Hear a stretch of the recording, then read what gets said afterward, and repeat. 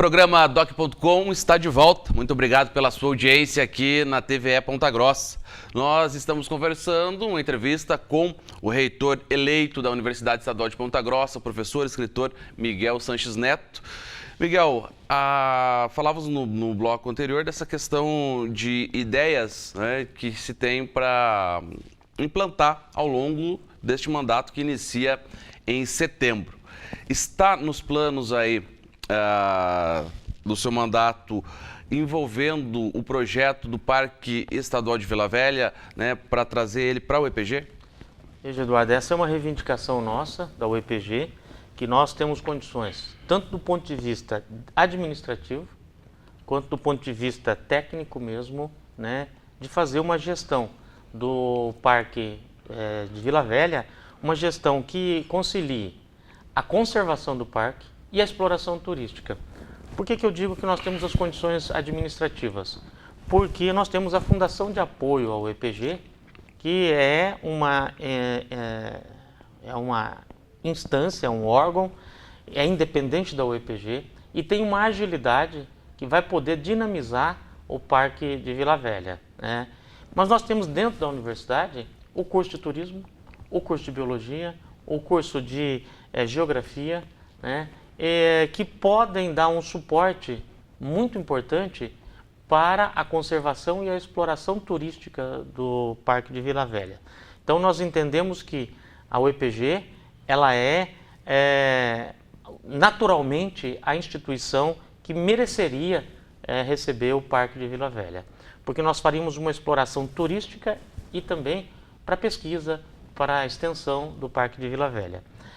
Queria chamar a atenção de uma coisa, apenas a Universidade Estadual de Ponta Grossa, através de editais dos seus professores, podem atrair financiamentos federais e internacionais para o Parque de Vila Velha.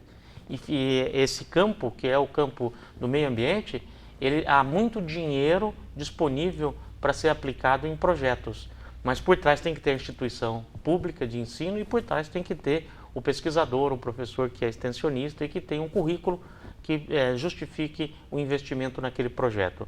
Então, acho que as condições de uma modificação para o bem da comunidade dos Campos Gerais, da gestão do Parque de Vila Velha, nós temos essas condições dentro da UEPG e reivindicamos isso. Num primeiro momento, a governadora Cida disse que realmente o parque iria para a UEPG, mas hoje existem outras correntes, a gente tem que respeitar todas as correntes, mas o nosso papel como reitor da UEPG é dizer para a comunidade que temos todas as condições de fazer uma gestão que alie o turismo, ampliar o turismo e ao mesmo tempo conservar e atrair recursos através de projetos. Sim, é um patrimônio aí, né, da humanidade, né? Exatamente. A questão do Parque de Vila Velha, mas muitas pessoas, principalmente de fora, quando vêm, ligam muito a Curitiba, né? Exato. Curitiba está praticamente em Ponta Grossa, né, a proximidade, enfim, o parque é em Ponta Grossa e a UEPG entrando, né, nessa parte aí com seus cursos, como o senhor falou, e com toda essa bagagem que tem por trás, a credibilidade que tem a instituição, seria possível aí administrar o parque? Seria possível e seria altamente simbólico para a região dos Campos Gerais ter a universidade, que é a sua grande instituição, né? Se a gente analisar qual é a maior instituição, a mais simbólica instituição dos Campos Gerais, é a UEPG. E ela aliaria o seu nome ao espaço turístico mais simbólico da região dos Campos Gerais, que é a Vila Velha, né? Então acho que essa fusão seria benéfica para todos. Também queria destacar que no Parque Vila Velha nós temos um museu, o Museu do Professor Bigarella, que está inativo, que nunca foi aberto ao público. A UEPG tem todas as condições, através das suas coleções. Nós temos coleções na área da biologia, nós temos coleções na área da geografia, nós temos coleções de fósseis, nós temos uma das maiores coleções de fósseis da América Latina, está na UEPG. Nós temos o Museu Campos Gerais, enfim, nós temos um sistema de coleções e de museus dentro da universidade que poderiam ser transferidos provisoriamente em exposições para o Museu Bigarella.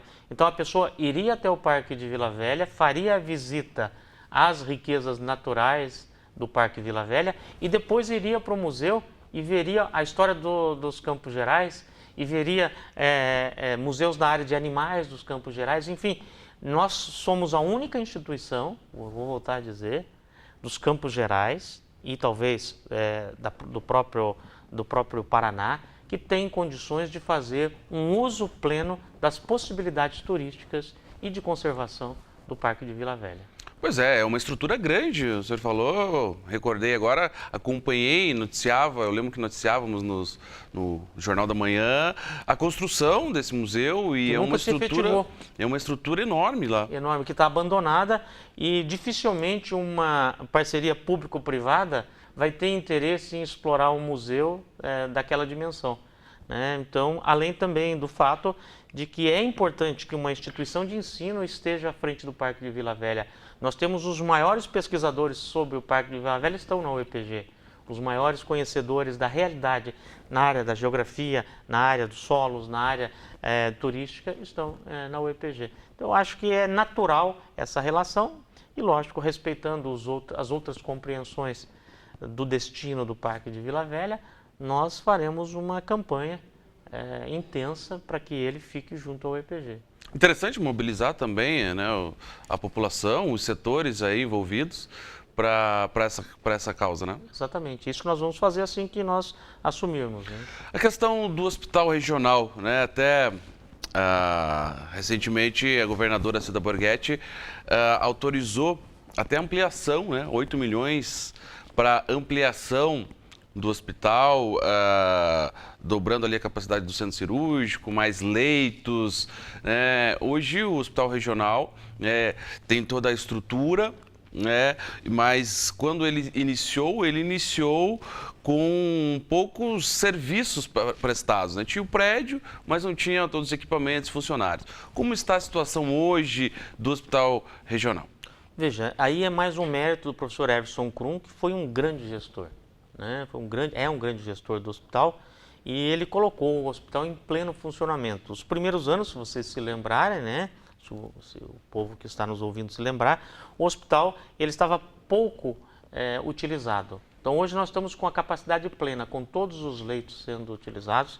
Nós temos um fluxo muito grande de pessoas e o incrível, que a população talvez não saiba, é que o nosso hospital ele é superavitário.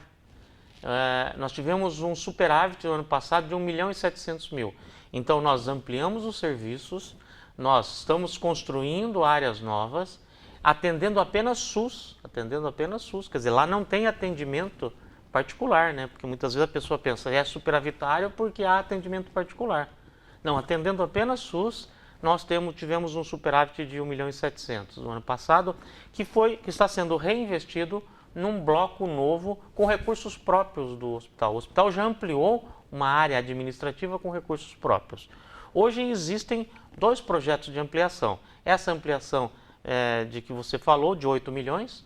A primeira fase, que vai ser implantada esse ano, é de R$200 mil da contratação dos projetos. Nós estamos licitando os projetos arquitetônicos, estruturais para essa ampliação. E nos anos seguintes virão os demais recursos destinados para esse fim específico. E temos a maternidade nova, que foi trazida pelo deputado Aliel, né, uma iniciativa do deputado Aliel, que já está em fase de construção. Então, o que a gente vê hoje no hospital? O hospital, ele sendo universitário, né, ele tem atraído muitas pessoas, muitos residentes de várias partes do país, né? E se tornou um centro de excelência mesmo, que é completamente ligado ao curso de medicina e aos demais cursos da UEPG, como enfermagem, serviço social. Nós temos várias residências lá, análises clínicas, farmácia, né? Então está integrado e está tendo sucesso, por incrível que pareça. Ele é um hospital regional de sucesso porque ele é universitário, porque a universidade faz bem para órgãos como o Parque de Vila Velha e o Hospital Universitário. E essa relação da UEPG, a Universidade Estadual, né, já está no nome, essa relação com o governo do estado, né? Está contento? Você acredita que é possível melhorar? Questão de repasse, questão de salário de professor?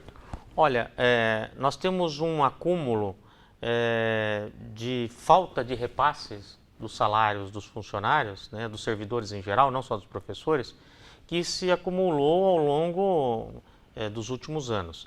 Então há hoje uma demanda muito grande para que seja corrigida essa diferença salarial, que dá em torno de 13%. 13%. Um pouco mais de 13%, eu não vou saber os dígitos certinhos, 13 alguma coisa, 13,7%, se não me falha a memória.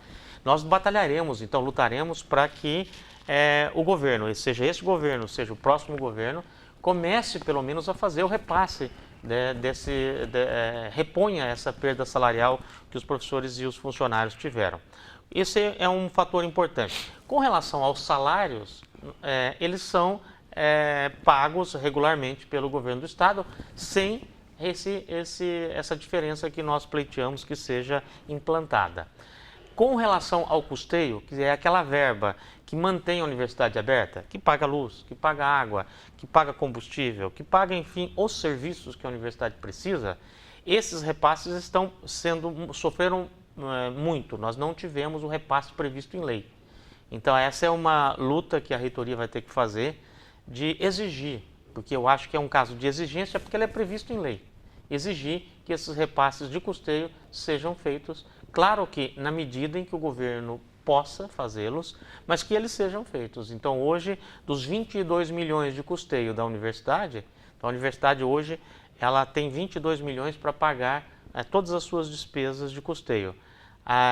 12 milhões são produzidos pela própria UEPG e apenas 9 milhões,7, se não me falha a memória, são repassados pelo governo. Então nós precisamos ampliar essas verbas de custeio para que a universidade não sofra um sucateamento como ela vem sofrendo nessa parte de manutenção, de prédios e etc. Essa questão que você falou, Miguel, que cerca de 12 milhões a própria UEPG, né, produz. De que forma isso acontece? Ela produz, as maiores fontes de renda da universidade são a Fazenda Escola, que ela é uma fazenda que ela é escola, mas ela tem uma área produtiva e que rende, que produz dividendos para a universidade. O vestibular gera recursos e vários serviços que os professores desenvolvem, um percentual fica para a instituição. Desde cursos de especialização até laudos, projetos de extensão que geram recursos e uma parte fica para a universidade. Dessa maneira que ela produz os 12 milhões. Agora, com a entrada na área dos royalties de patentes, nós temos as primeiras patentes sendo implantadas, a universidade também passará a receber royalties dessas patentes. A outra expectativa é que nós tenhamos agora, através de um convênio com o Tecpar, que nós produziremos dentro do nosso laboratório de medicamentos um medicamento para o câncer e que será vendido para o Ministério da Saúde. É uma parceria com o Tecpar e com uma empresa indiana. Então, num primeiro momento, nós não teremos royalties desses remédios, mas na sequência nós também lutaremos para que venham os royalties desse remédio para que fortaleça o nosso custeio, né? Então, o que eu posso dizer, Eduardo? A universidade está fazendo a parte dela, está fazendo muito bem feita a parte dela e hoje ela já coloca mais dinheiro dentro do custeio do que o próprio governo do estado, que reduziu os seus repasses. Nós brigaremos para que o governo do estado coloque mais dinheiro dentro da universidade e incentivaremos as instâncias internas para que busquem produzir mais recursos para a manutenção da nossa universidade e para a ampliação dos seus serviços. Certo. Recentemente, Miguel, teve uma repercussão grande entre as universidades, o novo sistema adotado pelo governo do estado para a questão de funcionários, né, servidores, professores, enfim, inclusive folha de pagamento que se chamou de Meta 4. Né? Qual é a sua visão em relação a essa questão? Bem, nós fomos durante a campanha e continuamos sendo contra o Meta 4. Por que contra o Meta 4? Porque o Meta 4 ele não é um sistema apenas de gerenciamento ou de transparência das ações da universidade. Ele é um sistema de controle e que pode interromper aquilo que está previsto na carreira dos professores e dos funcionários, as ascensões, e ele pode ser um instrumento de punição, né, à instituição e de cerceamento do acesso aos direitos. Porque hoje, se eu cumpro aquilo que está previsto em lei, que é fazer, por exemplo, um doutorado, eu automaticamente vou na universidade e apresento a minha defesa, o documento que comprova a minha defesa, e eu tenho a ascensão natural dentro do cargo feito pela própria instituição. O Meta 4 leva esse poder de aceitar isso ou não para o governo do Estado. E cria uma burocracia desnecessária, retarda o processo atrapalhando as pessoas, além de ferir a autonomia, porque transfere a autonomia de dizer sim ou não para uma instância que não tem nada a ver com a universidade. Então nós lutaremos para que não seja implantado o Meta 4, porque ele fere tudo que nós defendemos em termos de autonomia das instituições estaduais. Tá certo então, Miguel. Eu gostaria de agradecer a sua presença aqui no Doc.com, falando aí a respeito desta importante, principal instituição de ensino dos Campos Gerais, né, que é o EPG, e desejar aí boa sorte também a partir de setembro, quando toma posse aí do cargo de reitor da UEPG. Eu que agradeço o convite, Eduardo. É sempre bom falar da UEPG, porque o EPG deve ser algo que todos da região dos Campos Gerais defendam. Todos temos que defender essa instituição, porque ela está relacionada à própria identidade da região. Tá certo, então, esta foi a conversa com o professor, escritor Miguel Sanches Neto, reitor eleito da UEPG, toma posse aí a partir de setembro. Nós vamos para um rápido intervalo, na sequência a gente volta com mais informações aqui no Doc.com, um instante só, não sai daí.